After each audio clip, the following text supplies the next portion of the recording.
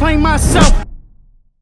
Welcome back, everyone, to another episode of DGXM podcast. Today, we're so excited because we have on our episode a very famous Latino singer. JK, he's Albanian, but he goes by Cruz Santana. And although everyone thinks he's from Colombia, he's from Albania. And he's making Yes. waves in the scene of music, rap, and hip hop, which is going to go into in more detail. But right now, we're just happy to say hello and introduce you to our episode. What's up, Cruz? Big Cruz, What's what up? going on, guys? What's going on, guys? How you guys doing, man? Big Cruz. I'm happy to be here. You know, I'm happy to share this platform with you all.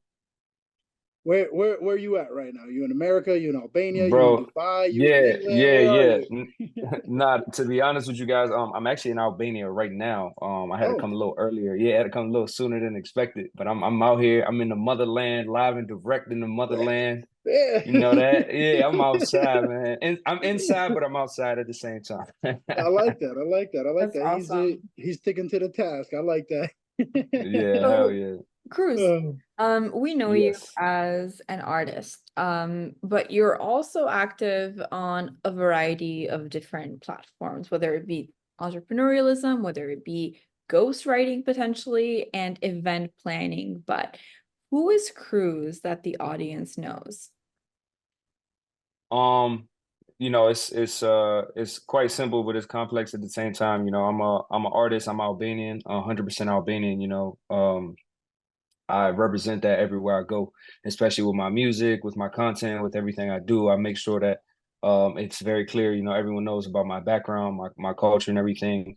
I'm just a young hustler, very dedicated, motivated person that just I just been chasing my goals and just been working hard every single day to get to the next level. So, to give a short summary, that's who I am. let these people know, where do you come from here in the States? Yeah. All right, so I'm from Washington, D.C. originally. Okay. I moved to New York City in 2015, and I've been living there ever since. But originally grew up, was raised in D.C. I came to the USA when I was a baby. When I was about like 1 years old, my family immigrated to Washington, so I was raised there. Early childhood, high school, and then I moved to New York City when I was about 18. Oh, okay. And you moved to pursue music to New York? Both. Well, I went to school in New York. I went to St. John's University, and I ended up actually getting signed to a manager when I was in school, kind of like my last year there. And I ended up staying after just because of the situation I was in with kind of the people I was working with in the industry. So it worked out well for me, to be honest with you. But originally, I went for school. That was like my original goal. But simultaneously, I was doing music at the same time. St. John's is a pretty prominent school in New York. Did you go there for like sports, or what would you go there for mainly? Because I know that's a very prominent basketball school and Yeah, athletic hell yeah. school. Yeah, no, I definitely did. I definitely did sports at St. John's University, but I studied business, man. I'm a businessman on top of everything. So I've always been that way, even since I was younger. So I know one day I'm not gonna be rapping when I'm, 40, 50. So I wanted to kind of have a You never plan for know. myself. Yeah. But I wanted to have a plan for myself as far as, creating my business and, what I wanted to do in my future, to get things right. So that's kind of how I got my steps Okay. up there. But to go back to music a little bit, I want to know how your talent was discovered, how it progressed, and kind of what were your major breakthrough moments where you started singing on stage or performing for a wider audience. Yeah, absolutely. I started making music when I was about 14. Like when I was in high school, we used to have like these periods of like study hall periods, and instead of doing homework, I was writing songs. So that was Oh, like that was my thing. Like I wasn't doing no work. I was just like I started out as like poetry, and then from poetry it just expanded into music. So fast forward as time goes by, I would say, you know, in the beginning it's a little rough because it's just it's exciting. It's like you don't know, oh, this is cool. Like I'm in the studio, I'm working. It's like friends, people are hyping you up and stuff like that. So it's really fun in the beginning. I would say that it's really, really fun and like, you're just having a blast just creating because that's the beauty of music is art. Just like a painter paints. Musicians we make music for people to really listen to and dive into. So as that kind of started, years went on and progressed. And then when I was in New York, I continued to, network, expand my horizon, um, That's where I continuously met. like That's where I met networking. you. Yeah, that's what we met. We met in New York. Yep, yep. So just Exactly. kind of expanding my horizon. And then I would say I got my first breakthrough when I was about, I'd say like 21. Yeah, when I was like 21, I think it was like my last year at St. John's. I ended up ended up getting signed to a manager who was in the industry, and they were like running me around New York City. Like I was going to Power 105, I was going to Hot 97, I was going to like the top radio stations. I was like some of the biggest DJs. And I was young too. I was like it was like crazy in that beginning. Like I remember I was skipping school, like I was skipping class. I was like, I wasn't even going to school like at that point at all. Like at all, I'm gonna keep it all the way real. I was skipping. I was like, but I got I was able to get like all my work done for the most part. You know what I'm saying? Yeah. But yeah, like I remember like I was in class and then they would call me like middle of my class and I would just step out and I would answer and they're like, yo, can you meet us here in like an hour? I'm like, yeah, bet. Grab my bag and I'm gone. Like I'm out of there. I'm So like, long story short, I ended up moving to LA. They moved me to LA. So there was a situation where I was living with two songwriters and a producer. There was because in LA, I don't know if like a lot of people know, but it's a lot of creative houses. So there's a lot of like music houses as they call it, where it's like artists, producers, and engineers and directors, photographers, and they all kind of like yeah, they're live all in in the this one same house place. together. Yeah. Exactly. And they all work kind of like that Twitch world, like the streaming world. Hmm. It's kind of very similar how they're all like in this house and everyone does the same thing because that's just kind of Yeah, and that's just you kind all of how help each they other get by.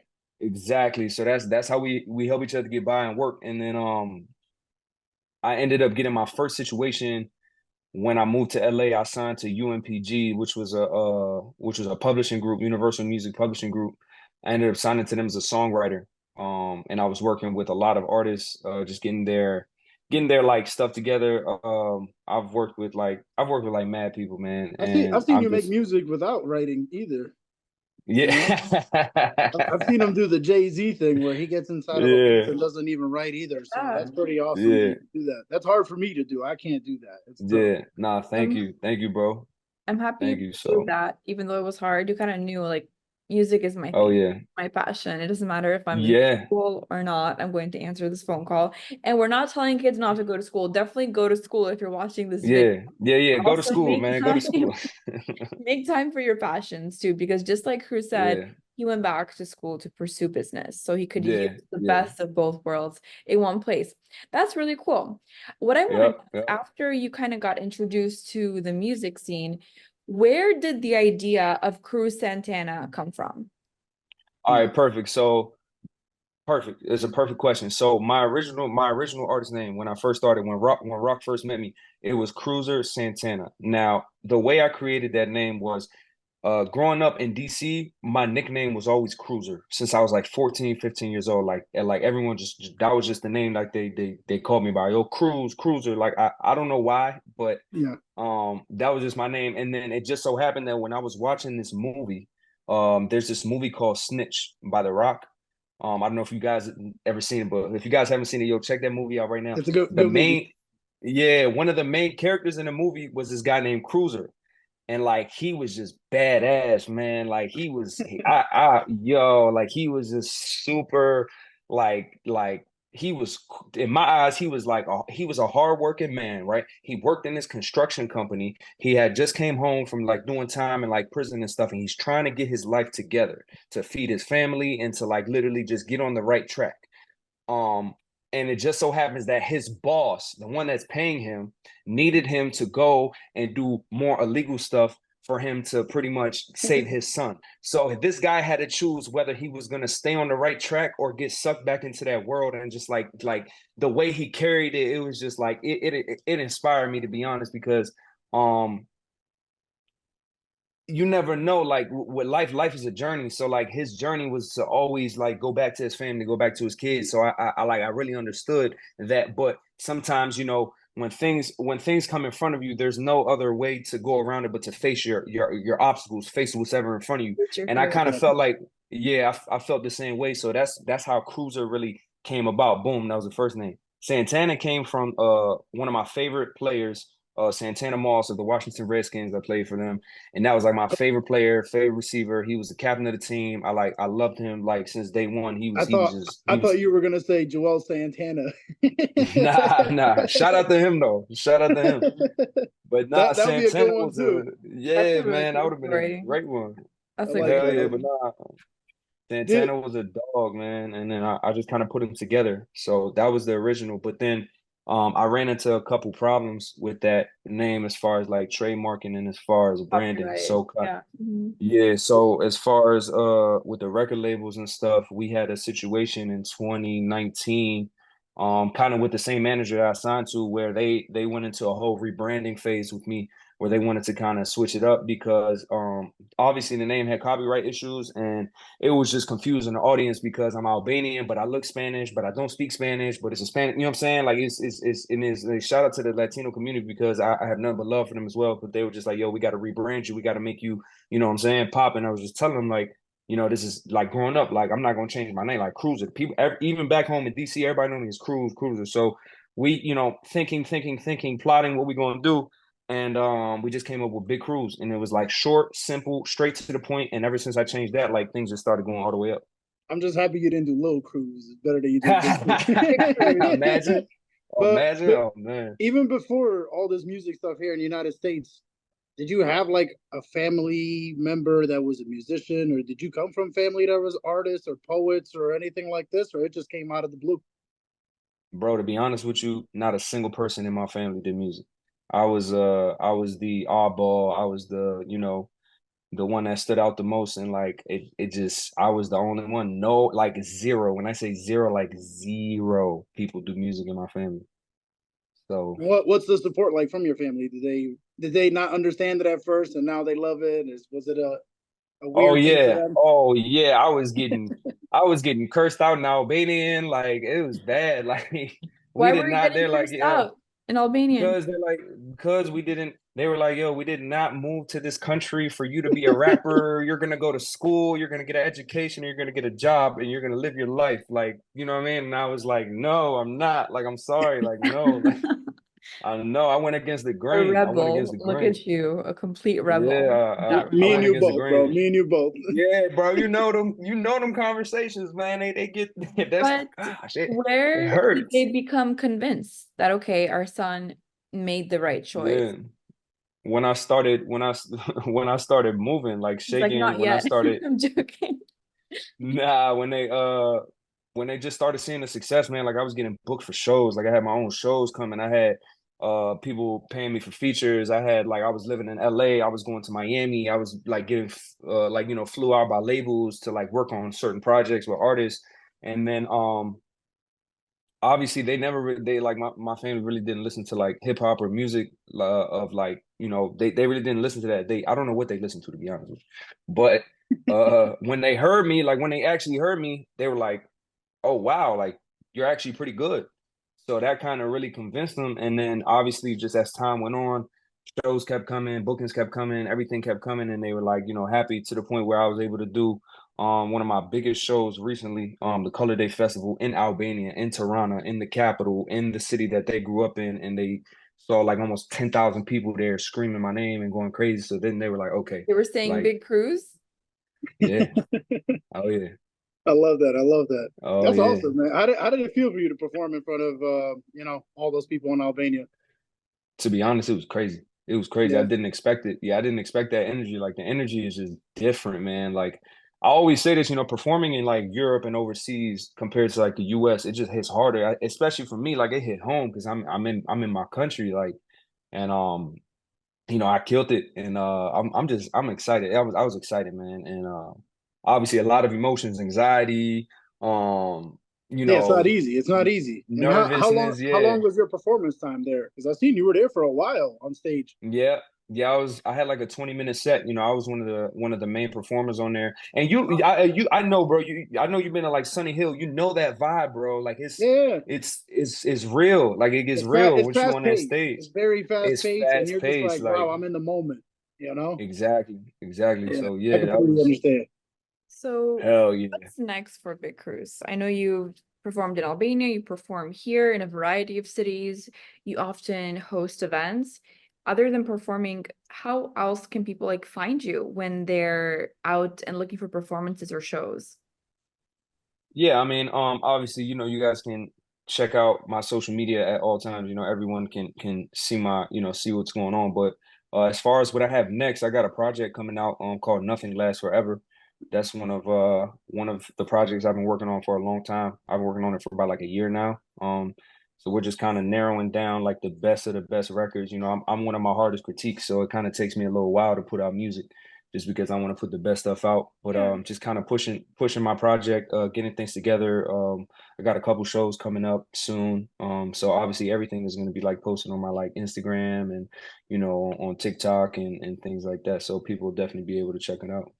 That's amazing. And we're really happy that not only are your fans on board, but your family's on board and they see the prospect Yeah. of a young Albanian music genius going to the field and kind of making it his own. So super proud on that. And I'm taking care of a cat. So sorry guys for the inconvenience. No, you're good. It's all good.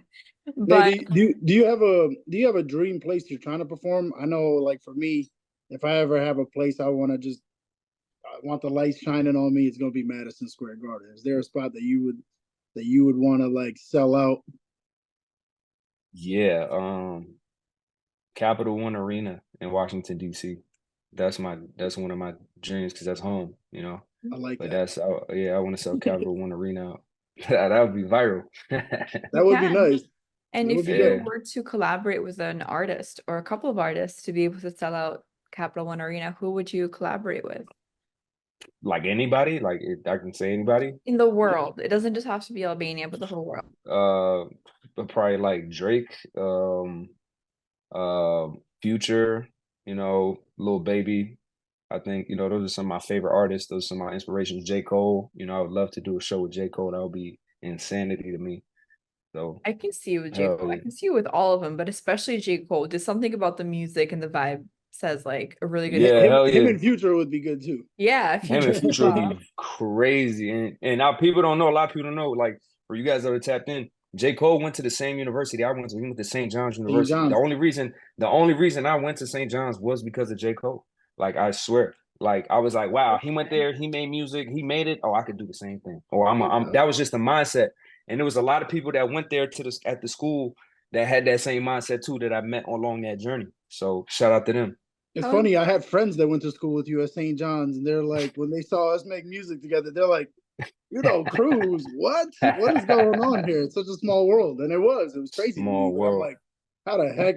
And even the way I found you was interesting. I met him through. We all met at Bina's music video, her first Yep. music video. So Yep. that's how I met Cruz, and we were like the Yeah. only Albanians making music at that time in this area that were willing Yeah. to, support. So that's how I met him, and that was a funny story that night. That Yeah, was a great man. night. That was a great night, I think honestly. what you said earlier is really important in terms of having an example because you had the example of J. Cole, who went to the same Yeah. university that you did, made music, and that pushed you to be able to do the same thing because you have a physical living example of greatness. How do you think you've been that example for a lot of kids that are growing up and want to pursue what you're doing? And how do you deliver your message? Because it's through music that sometimes we share ideas or inspiration, but what keeps you to keep going in this field, regardless of its challenges or difficulties, to make that change and give that inspiration? Yeah, I mean, I tell people all the time, like my music is based on my experiences in my life, hardships, times where I was down, things that was like, really affecting me like growing up and also like hardships like going to school, like actually getting up, going to class, finishing, assignments, things like that. So I try to motivate everyone I can to never give up with whatever they do. Like I know it gets hard, but it gets greater later. That's my saying. Like it's hard right now, but it gets greater later. So I kind of just stuck with that mentality and I really try to influence as many people as I can because I've been influenced before and it's just been passed down to me. So now all I can do is just influence these people as much as I can. It's always that saying, you can lead a horse to the water, but you can't make him drink it. But I'm gonna take you there. I'm gonna lead you guys to the water. Just to show you my path, my experience. And everyone has different paths in life. You know what I mean? Everyone has different ways to make it as far as creating music and as far as their situation. So I can only just do what I can and give the world my knowledge. What roadblocks have you had then? Because you speak a lot about your challenge and your journey to get to where you are with whatever you feel comfortable speaking about. Yeah, I mean, I grew up in Washington, D.C. So, for those of you who don't know DC, it was a very violent city growing up. And you guys can like do the research, everyone can see, it was a very hard scene. I'm from Southwest DC, so I'm from the south part of I the was city. just So about it's to it's ask you because I live in DC now. yeah, What part of DC that you're yeah, from? You're from Southwest. yeah. So I'm from Southwest. And just at the time it was hard because I grew up with my mom and my sister and my grandmother at the time. So I have three females in the house. By default, at a young age, I had to be the man of the house by default, if that makes sense to anybody. And growing up, it was very difficult in the early 2000s and even the 2010s. Like, you know, my mom barely spoke English. That was one thing. So it was a lot of discrimination growing up, especially like in the school systems and the public school systems and everything. So I always kind of felt like I was her bodyguard at one point because it's unfair. You know what I mean? It's unfair for us to treat people that way just because they're not speaking how we all are speaking in this Zoom call right now. You know what I mean? We have the blessings that they didn't have, that my generation didn't have, or other people's parents didn't have. So that was kind of one tough thing. Did On you top of have a that, tough time fitting in? Like, I don't know what the yeah, culture is or whatever it is down there, but did you yeah, have a tough time fitting in as somebody coming from Europe?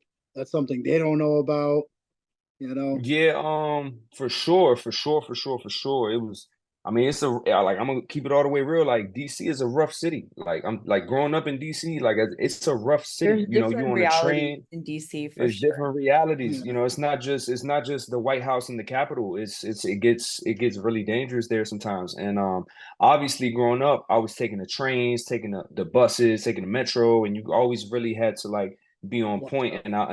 Yeah, and I'm blessed enough to have like people like older than me that was like really like helping me out and guiding me. And I had like two mentors at the time, that was kind of really teaching me and like giving game to me to like not to be a fool or not to be a follower. That's my thing. I've never been a follower, I've always been a leader. So that kind of helped me get through everything I needed to get through. And then just in general, like in general, people just don't understand certain cultures, certain, what I mean, traditions and things like that. So that was another thing we had to face at a young age, but it made me who I am today. I would say that it made me who I am today, and it made me tough, and it made me realize that I can overcome whatever is in front of me, you know. So yeah, man, it's Yeah. it's it's a journey. Those are some of the hardships that I faced growing up, um, and trying to pursue like the music and everything at the same time. I think a lot of people will be able to resonate with what you said because many Oh people yeah. from different backgrounds. Some have been here for a very long time, others that have just arrived and they're still trying to find their way in the big space that is America or any other place. On top of that, on top of survival and making your way through society, you also have to pursue your dreams because it's not just Hmm. enough to survive, but you also have to thrive. That's everyone's right inherently. So it's Yeah. really good to hear your journey and your stages of life that have amounted to who you are today. Um, what are you doing in Albania right now? Well, I'm here currently. I came to see family first and foremost. So gotta show love to the fam. And then just couple meetings with some people out here, potential concerts and stuff on the way. So, that's the most part, and then just shoot right back to the US Do you plan on trying real to get to soon. Sunny Hill next year? Yeah, I hope so. I hope so. Absolutely. That would be super, super fire in my opinion. I Us think. too. We're trying to get in there and be interviewers and podcasters. That whole Yeah, yeah, yeah. That'll be good. That'll be real good, you know. I'm trying to get into Hopefully, that for that. hopefully we can make that happen, you know what I mean? That'll be We should super be. dope. We should be able to. Should be able to. Yeah, yeah, absolutely, brother.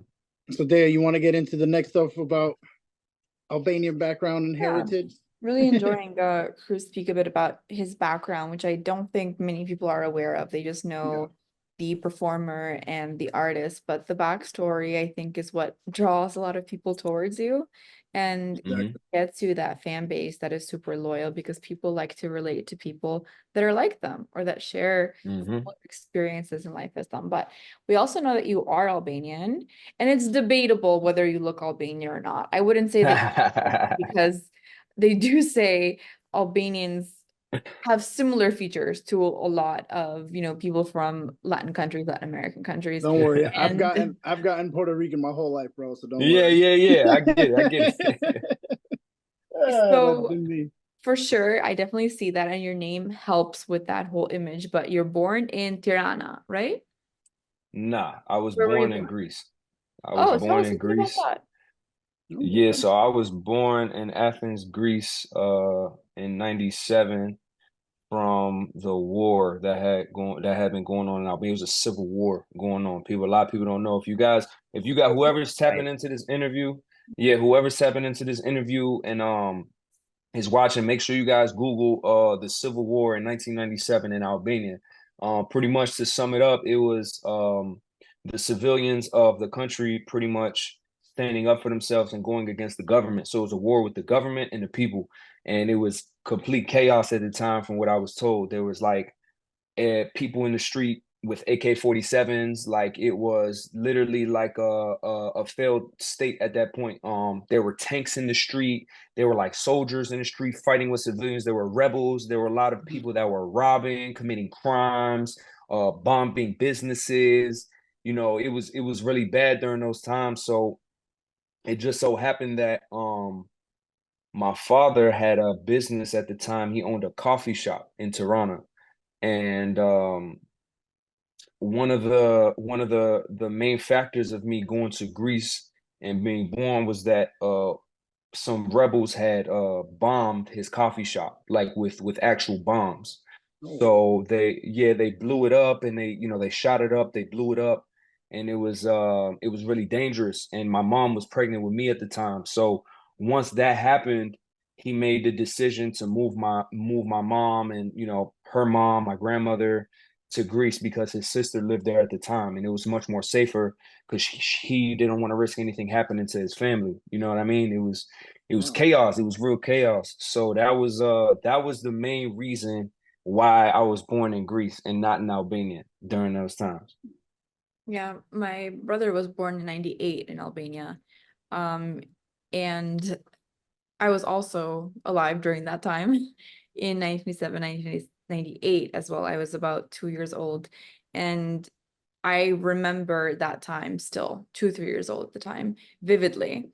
It was a I, civil uprising of a country Hmm. that had just exited communism and Yeah, transitionary government and governmental state where things were not stabilized. And what had happened is that the army depots of the country were given and open to normal everyday people yeah. by the acting or self-proclaimed prime minister at the time, which led to the disorder and chaos that Hmm.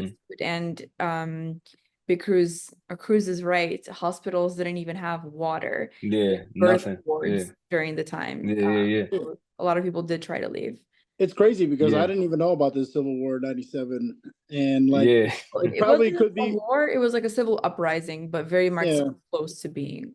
Okay, understood. Yeah, because I guess Yeah, probably because of the whole Kosovo going on through their thing in '97 to yeah, '92, it was like It's Yeah, like, yeah, yeah. which one do you pick to follow through Right.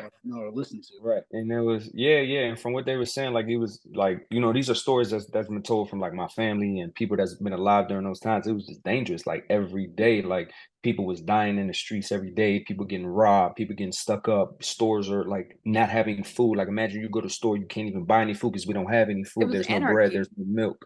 Yeah, it was no bread, no milk, no nothing. So Really? it was That's bad. crazy. That's like, isn't Yeah, it yeah, like yeah. Venezuela going through something like that right now? Or they Yeah, were? very similar. Very similar. About Yeah, to very say similar. something like that.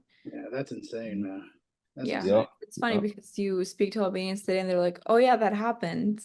That's crazy. We lived through I, that for I 2 years." never knew that. I never knew that till Well, today. right Yeah. Yeah, it after was bad. that happened, there was a more stable government that came into place and a Hmm. lot of Hmm. international partnerships and support that turned the whole country around. So now you walk around Tirana, you don't see the residue Yeah. of that, but the stories are definitely still there. And it pushed a lot of people to immigrate. So you were born in Greece, and then how did you end up in America? Um, funny story.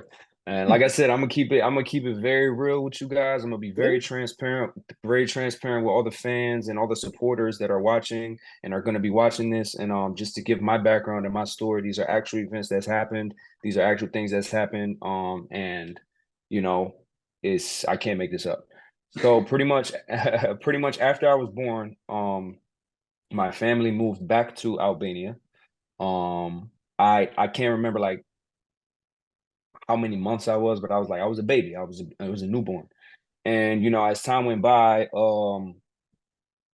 my family entered the lottery to come to the USA to get their green cards. Okay. So they entered the lottery, and they just so happened to win it. And as they won it, my family, from what they were telling me, like my father, he was just debating, like, do we go? Do we not go? Like I don't know, like anything about the US, things like that. So it was kind of that back and forth of do we go, do we not go? Until one night he actually got into a very serious altercation here in Albania. So during these times, you guys got to remember there are still rebels. This is towards the end of 97, so like going into 98, but it was still very corrupt.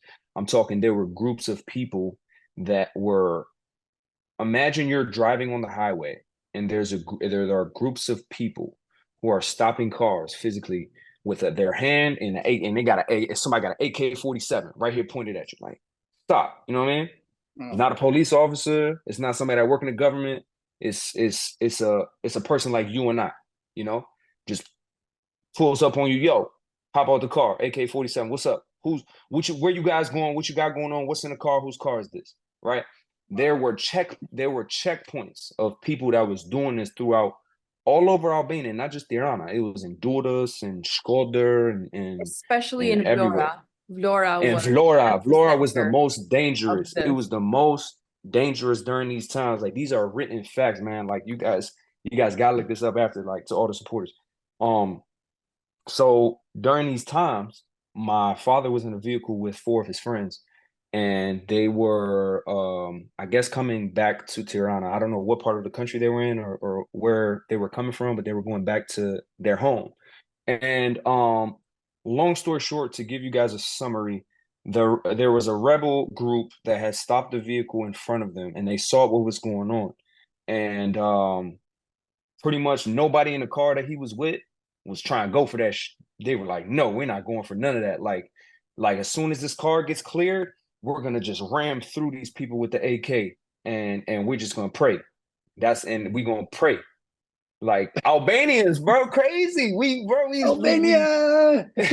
We are very tough people. You know what I mean? Like for Uh, those we are very tough people. We are very prideful. We're very tough. We don't play about certain things. So long story short, they started to shoot at him and his friends in the car as the car is going, and thank God no one got seriously hurt. I think like somebody in the car had got hit in the shoulder, and then someone else got like grazed in the neck, and luckily my father didn't get hit. But pretty much they like sped off or whatever, and pretty much ditched the car. Everyone went their separate ways. Now you got a group of rebels running and chasing these people that just did this to them. Like, okay, who are these guys? Why did they do that? And long story short, what did they want? Why did these people do that? They wanted the car. They wanted the vehicles. They wanted whatever they came with it. They were trying to make money. It was very poor at the time. And that's pretty much what it was. It was armed carjacking, armed whatever. We're gonna take whatever we can from these people.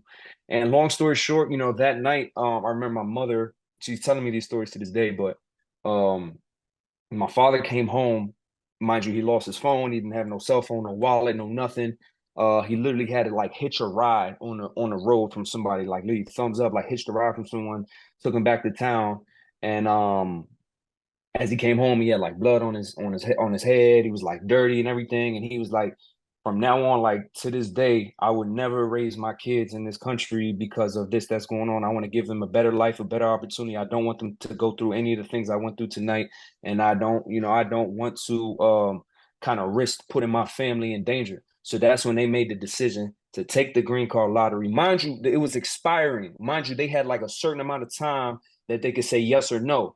And like after that certain time expired, it's like too late. You got to reapply, and then it takes like 10 years to get again or something like that. So we was like this close to not even making it to America, but pretty much from that experience and from that decision, they decided, they're like, you know what, we're gonna go to America, and we're just gonna look for a better life. It's just the voice of the oppression, as people like to say. So that was kind of the journey that led Big Cruz coming to the United States of America. How did you land on DC though? That's random. Great question. I don't specifically know, but I do remember that my family had like a mutual friends of a friend that lived there. So not anyone they knew specifically, but it was a mutual friend of a friend that lived there. And obviously us Albanians, we help each other. You know what I mean? We stick together. So at the time, they both didn't speak English or anything. So they went to Washington. And they just made that decision. They're like, this is the capital of the United States. Let's just try it out there. Yeah, that's pretty much how it happened. And they didn't know anyone in DC when they decided to move here, or? No, they didn't. They just knew a friend of a friend's who lived in this building, and in this building there were actually 3 or 4 other Albanian families. So they were like, okay, we can kind of just meet these people and just let's see where it goes If from they're there. making They it, were we like, can make it, kind of. We'll figure it out. yeah, kind of thing like that. So and then that's how I ended up there in DC. Nice. That's an amazing story. And Yeah, I did and not know all the intricacies of that. Mhm. yeah, and I talk about this as well in another interview, so people can like go back to this other interview I did with this other podcast, that I kind of explained it a little bit more in depth, and just other details that are left out. There was this article that came out that this company had wrote on me about this exact situation. And yeah, man, it's just different. Yeah, it's crazy, man.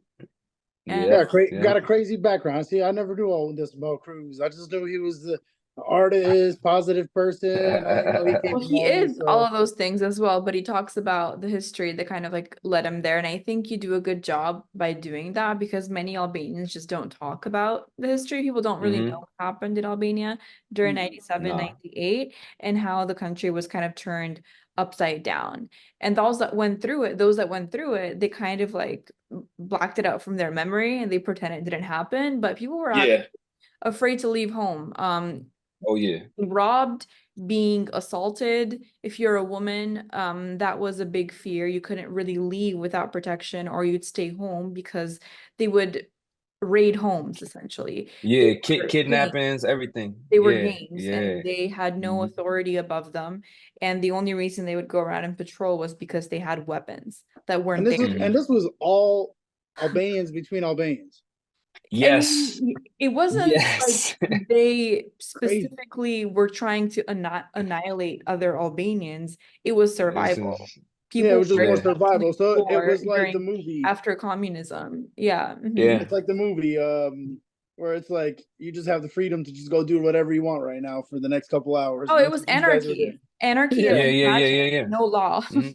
No laws, Order. no laws, nothing existed. Like there was nothing that existed at those times. You couldn't really tell people, you couldn't tell people anything. You know what I mean? It was just like you tell them to stop, they'll like ignore you. You know what I mean? The police were scared, at these times. It was real dangerous, Yeah. But it's over now. That's not the case in Albania today. Oh Obviously, yeah, we we are travel all blessed. the We time. are Sometimes blessed. there's too much order in Albania now, and I Uh-huh. honestly feel I feel the safest when I'm in Albania. I'm not gonna lie, I feel very safe when I walk around the streets of Tirana at any time of the day, or when I'm in the beaches in the south, more so than I do in other big cities around the world. Like when I'm walking on the streets, sometimes in big cities here, I'm clutching my purse, I'm looking, behind my back, who's there, but I think we've really turned a page and made Albania kind of like the little safe haven that it is today. And I'm glad that you wear that stamp of being Albanian so proudly. But are you ever going to make any Albanian music? Yeah, actually, it's funny. A couple people asked me that, but I mean, I've done songs in Albanian before. I did a couple of them. I got a song with Joel Ortiz, actually. Shout out to Joel Ortiz, where I did the hook in Albanian, and it went pretty good. So I plan on doing it more. It's just like I said, music is art, man. You can't really force it. You can't force yourself to create something that you like. If you gotta force it, it's not gonna be good. And that's It's just gotta my it's gotta theory. flow off the vibes. It really It is a gotta, vibe it gotta thing. fall off the vibe. It gotta come from the heart. It gotta, Yeah. you I can't you agree can't with force you to an anything in life. extent because sometimes Hmm. you do have to push yourself to produce. I'm a writer myself. I'm a novelist and a writer. And I noticed that when I took too long of a break between myself and my poetry and my writing, I became rusty. But the thing is that that art form and that talent is within me at any point of the day. It doesn't matter. So I feel like when I kind of force myself to start writing, even if I'm not feeling like it, something gets produced. And I feel like you're the same way. If you put your mind to it, if you sat down and you told yourself, I have to write this hook, you would, and it would be amazing because you tap into that inner artist within yourself as well. Yeah, for sure. It depends how it just depends how you look at it. But I'm more for if it feels natural, it's gonna be good. But Yeah. I see what you're saying. Absolutely. I'm the same way too, because there would be times where I'd get in the studio and I'm like, it's time to get focused on writing, that I can't write anything. But then there's a Yeah, time I could yeah, go in the studio where I didn't even feel like writing at all. And I just go off straight off the vibes. And now you just wrote a full song in not even 15 minutes. And it's like, oh yeah, wow, yeah, I didn't man. even know that I Oh could do yeah, this. oh yeah, oh It's yeah. tough. It's a really hard thing to do, especially with music, because it really is based off of your emotions. And that's why Yeah. it's good. I like writing songs when I'm sad, because if I write songs when I'm sad, they just come out perfect. Yeah. So now that you're in Albania, we always ask our guests these questions. And just I'm prefacing this, we're gonna ask you your favorite food. Don't say burek, so you can start thinking about it right now because everyone says that. So we'll start by asking you, what's your favorite place in Albania to vacation during the summer specifically? Probably Yal or Dermi. Okay. And tell us a bit about Yal and Dermi. Yal is one of the most beautiful beaches that I personally would say. Besides, I don't Where's know if you Yal? guys know, it's like going south, like past like Laura. It's like on Pastor. the coast. Okay. It's one of my favorite places, but also there's also like Samil. I don't know if you guys know about Samil. Yes, I the Hmm. think nice. Samil is some of the most beautiful like beaches there as well. So um yeah, man, it's real simple. Like I like, we have rocks like on the beaches. We have some beaches that here that have sand too, but our main thing is like rocks. And it's just like crystal clear waters, man. Like, Like Croatia. yeah, it's just I personally think like we have some of the best beaches in the whole like Balkans, in my Yeah, not opinion. just Balkans, but I think some of the best in the world, but Yeah. especially Europe. And this year, Plage Pastura, got the ranking of the clearest water in all of Europe. Yeah, the And bluest, right? Yeah. that's internationally voted. So I agree with you on that. Mhm. Okay. Yeah. Oh yeah. It was my favorite spot too. So Yal and Xamil and Dermi. I love those They're as me, well. yeah. I never Top heard of three. Yal. I gotta check that out now since you Yala. Check it mentioned out, man. It's it. fire. It is fire. Okay, It's just okay. a good vibe. Like you actually relax when you're there. and you get Yeah, taken care of well because the service is amazing, and then the water is the bluest you've ever seen. There's music and parties in the afternoon, so it's a whole vibe. And you kind of yeah, end up getting tired after you go on vacation because you end up having so much fun, but that means you did it yeah. right. So, Oh okay. yeah. So what is your favorite food? Your favorite Albanian dish? My favorite is puding me patate, Pune the patat? homemade Okay. way. Yeah, the homemade way. Like that's Nice. my favorite. A lot of Albanians love this. Why do you like it so much? And what is it? This is fire. It just tastes good. It's like chicken and potato, but it's like baked in the oven. Like it's fire. Like yeah, I There's love a it. very particular way of doing it. Yeah, it's a Yeah. comfort food Uh, for sure. I'll keep this question in the music world since you're a musician. Who's your favorite Albanian musician or artist of all time? oh man. Uh um You have somebody that you listen to like at any time yeah, you I can put mean on I their listen music. yeah, I mean I listen to a lot, man. I listen to a lot of like I listen to a lot of new school artists, but taking it back to like the old school, I grew up listening to like Noisy, Unicatid, like in the first like early stages. Okay. To Die For. I don't know if you guys ever heard of To Die For, but they're one of the first like people to make like hip hop in Albania, like the group. So them, I would say those guys kind of like hit my ears first. And obviously when I was younger, like I don't even I can't remember the first time when I heard Noisy, but I remember I was super young and it was dope. I remember he had a video of him like on a helicopter pad, like going crazy. So I was like, oh, he's fire. He's like, that's gonna be me. Hey, you should try to get some music with him, bro. You never know. Yeah, Never we'll know. we'll Never see. know, man. Never We'll see. know. You never know. You never know. You know who you look like slightly? You probably know the answer to this question, but you look like capital T. Like you could actually be his brother, but a more tan Yeah. version of him. Like he's been in Saran for 2 weeks Yeah, yeah, straight. That is yeah. funny, actually. I didn't even realize that till right now. Yeah. Shout out to Capo, man. Shout out to Capo. He's another one of my other favorite artists, man. I love his Yeah, music. I love his work. But out of the modern guys we might now, be he's probably family. the You best. never know. We might be family. You never know. I mean, literally, you might, knowing Albania and how Yeah. small it is. So that might actually Yeah. be the case. Hell Never yeah. know. Never know. Oh yeah. Any, you got any other Albanian questions for Well, I her? do actually. I could keep talking with you guys all day about music and kind of like your favorite things in Albania and the history of our country as well. But I wanted to ask you, we've been seeing a new wave of increased Albanian collaboration. And quite honestly, Rock and I have had a big hand in moving that in the online space. We've been able to speak to founders, creators, artists, doctors, lawyers, activists of different capacities in Albania and in America. But in the beginning, we got a lot of pushback being like, Albanians aren't going to cooperate together. What are you talking about?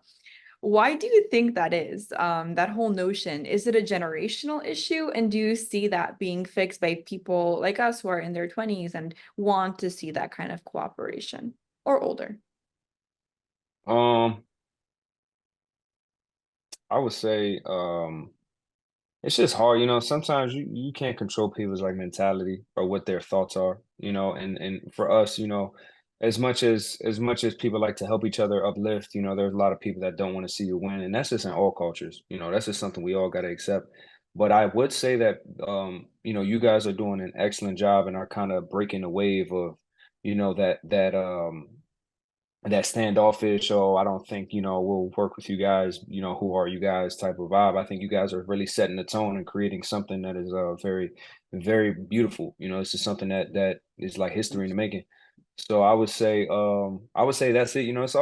It's a lot of, it's a hustle, what you and even what you guys are doing, like this is a hustle, it's a grind, and you guys are putting in hours, you guys are putting in work. So eventually these people are gonna have to respect that. So that's my take on it. So you do believe in Albanian collaboration? Oh, Yeah, I mean, absolutely. Like not all of the, not all Albanians are standoffish or, are very, you know, closed-minded. You know, there are some people, there's always going to be that one person that's going to be like, okay, let me check this out. Let me see what they got to offer. Let me see what's going on. Just like even in the US too, it's similar It's everywhere in the world. similar. It's very similar everywhere. Yeah, I Everything agree. new is frightening. Everything new is uncertain, and people are scared to approach Yeah, new. Even the newest ideas that end up becoming our normal reality, like electronic exactly. vehicles, were something unheard of, and no one believed in them, and now they are Ha, becoming the norm. So you just have to create that wave of the future as well. So, there you go. rock. There you go. I got one final question, at least from my end. If you were not a musician, if you never got into music, what else would you be doing today? Good question, man. I get this asked all the time. Wait, I can we don't know, guess? Can man. we guess what we could Go be? ahead, guess. Okay, Yeah. Rock, do you want to go first? No, I'll let you guess because I don't know what I'd guess. I feel like you'd be an excellent chef. Like I can see you like What? running a major operation, like a five-star restaurant type of thing, Oh and being like the man. head chef, but like what is it That's called? A funny. Hell's Kitchen type of thing. Like you'd be like a really stern chef to He'd be cursing at ensure everybody. everything was done. Hey. That's funny. That is funny. I love it. Um, nah, I would probably be a man. Honestly, I'll probably be doing some type of business, but I could see myself like as a nightclub owner, or like I would probably own like a lounge or something, and just So kind something of, still with entertainment. yeah. I mean, yeah. For the most part, I would just be in that world, in my opinion, or Okay. I'll be or I used to be a personal trainer, back in like a couple years ago. So maybe opening my own gym or something, but always something that has to be involved around business. I will say That's that. great. I like that. Rock, you didn't give your answer. What do you think you could be if you wasn't an artist? Why are you Well, he holding could back? be. See, I would have said personal trainer because I used to see him always work out. He would always post working Okay. out videos, and I'm like, he's probably the only other rapper besides me over here that was working out on a daily. Or I'm like, I love this. But no, I Um, probably see him as a personal trainer or as a gym owner or something like that. I could have seen him as yeah. that for sure. Cruz, I know it's almost 1 a.m. back home in Albania and it's getting a bit late. You must have a big day full of eventful things tomorrow. But on one last note, I wanted to ask you, what's one message you want to give to your followers and people that are watching this episode right now? I want to let everybody know to never stop chasing. No matter what somebody says to you, no matter what discouraging messages people give you, do not listen to it. Stick to your tunnel. Your tunnel is your tunnel. Your road is your road. You don't have to merge into anyone else's lane but yours, and just stay focused on your mission of whatever it is in life that you want to accomplish. That's something that I stand by. That's something that has always been resonated with me. And I just want to give that same advice to everyone else. If someone tells you no, prove them wrong and make them say yes. That's my message to everybody. I like that. That's a powerful message, man, because a lot of That's a people really do give up, powerful message. you know? So Thank you Oh so yeah. much, Big Cruz, for being Thank on this you. episode of DGXM Yes, Podcast. yes. We loved hearing your story, and we also want to tell our followers where to find you online. What's your IG? What's your link? Yes, yes, yes. For everyone watching this, man, you guys can check me out at Cruzer5X, CRUZER, the number 5X on all social media platforms. You can check me out at Big Cruz on all DSPs, digital streaming platforms, YouTube, Spotify, Apple Music, SoundCloud, anywhere that plays music, you can type in Big Cruz and I'm gonna pop up. There we big go. cruise. Catch you next time. Yes, yes. Have another episode. Peace. Thank you for coming on, bro. I appreciate it.